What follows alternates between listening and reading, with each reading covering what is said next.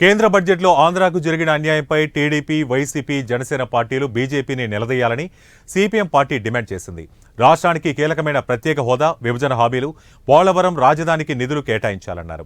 ఉత్తరాంధ్ర, రాయలసీమ వెనకబడిన ప్రాంతాలకి ప్రత్యేక ప్యాకేజీ ఇస్తామని హామీ ఇచ్చారని, దాని ఊసేలేదని సిపిఎం జిల్లా కార్యదర్శి వర్గ సభ్యులు రెడ్డి శంకర్రావు విమర్శించారు. ఈ కార్యక్రమంలో సిపిఎం జిల్లా కమిటీ సభ్యులు రమణమ్మ, జగన్, నగర నాయకులు తదితరులు పాల్గొన్నారు.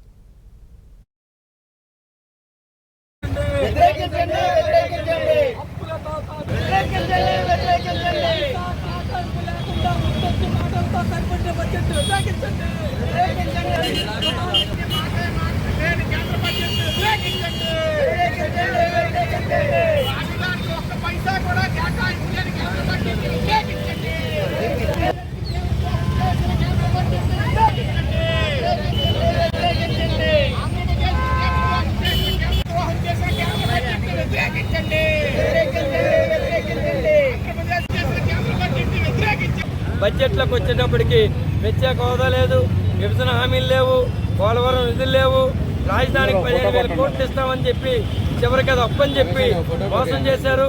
విశాఖపట్నానికి రైల్వే జోను లేదు, కడప స్టీల్ ప్లాంట్ లేదు, చివరికి విశాఖ స్టీల్ ప్లాంట్ అమ్మము అని చెప్పి కనీసం ప్రకటన కూడా చేయలేదు.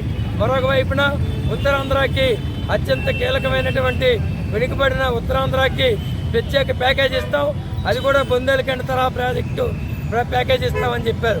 బుందేలఖండ్కి 25,000 కోట్లు ఇచ్చారు, మరి ఉత్తరాంధ్రకి 25,000 కోట్లు ఇవ్వాలి కదా, దానికి ఎందుకు సమాధానం చెప్పలేదో ఈరోజు బీజేపీ ప్రజలకు సమాధానం చెప్పాలి. మరొక వైపున ఆంధ్ర రాష్ట్రంలో ఉత్తరాంధ్రలో అత్యంత కీలకమైన సుజల శ్రవంతికి నిధులు కేటాయించలేదు. సుజల శ్రవంతికే కాదు,